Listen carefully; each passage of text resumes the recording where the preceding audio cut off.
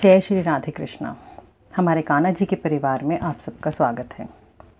आज की जो एकादशी है वो शुक्ल पक्ष की एकादशी है, अश्विन मास की, जिसका नाम है पापकुंशा एकादशी। इस एकादशी को करने से पापों का नाश होता है, इसीलिए इस एकादशी का नाम पापकुंशा एकादशी है। पापकुंशा एकादशी व्रत कथा इस प्रकार है। युधिष्ठिर कहने लगे, हे भगवान, अश्विन शुक्ला एकादशी का क्या नाम है? अब आप कृपा करके इसके व्रत की विधि और उसका फल भी कहिए। भगवान कृष्ण कहने लगे कि हे युधिष्ठिर, पापों का नाश करने वाली इस एकादशी का नाम पापकुंशा एकादशी है और यह समस्त पापों को नाश करने वाली है।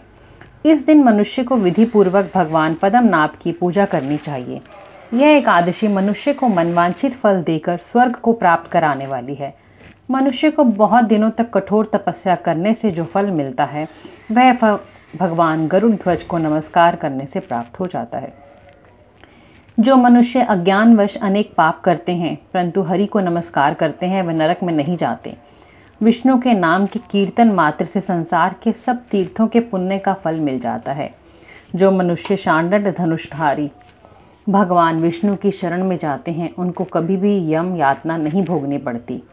जो मनुष्य वैष्णव होकर शिव की और शैव होकर विष्णु की निंदा करते हैं वे अवश्य नरकवासी होते हैं। सहस्त्रों वाजपेयी और अश्वमेघ यज्ञों से जो फल प्राप्त होता है वह एकादशी के व्रत के 16वें भाग के बराबर भी नहीं होता। संसार में एकादशी के बराबर कोई पुण्य नहीं, इसके बराबर पवित्र तीनों लोकों में कुछ भी नहीं है। इस एकादशी के व्रत के बराबर कोई व्रत नहीं। जब तक मनुष्य पद्मनाभ की एकादशी का व्रत नहीं करते हैं तब तक कि उनकी देह में पाप वास कर सकते हैं। यह एकादशी स्वर्ग, मोक्ष, आरोग्यता, सुंदर स्त्री तथा अन्न और धन को देने वाली है।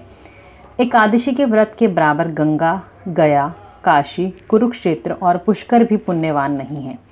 हरिवासर तथा एकादशी का व्रत करने और जागरण करने से सहज ही में मनुष्य विष्णु पद को प्राप्त होता है।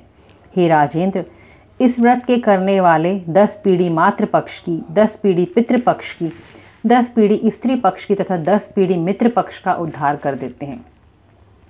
वह दिव्य देह धारण कर कर चतुर्भुज रूप को पीतांबर पहने और हाथ में माला लेकर गरुड़ पर चढ़कर विष्णु लोक को जाते हैं। हे नृपोत्तम, बाल्य अवस्था, युवा अवस्था तथा वृद्धा अवस्था में इस व्रत को करने से पापी मनुष्य भी दुर्गति को प्राप्त ना होकर सद्गति को प्राप्त होता है। अश्विन मास की शुक्ल पक्ष की इस पापकुंशा एकादशी का जो भी व्रत करते हैं वे अंत समय में हरिलोक को प्राप्त होते हैं तथा समस्त पापों से मुक्त हो जाते हैं। सोना, तिल, भूमि, गौ, अन्न, जल, छत्री तथा जूती दान करने से मनुष्य यमराज को नहीं देखता। जो मनुष्य किसी प्रकार के पुण्य कर्म किए बिना जीवन के दिन व्यतीत करता है वह लुहार की भट्टी की तरह श्वास लेता हुआ निर्जीव के समान ही है।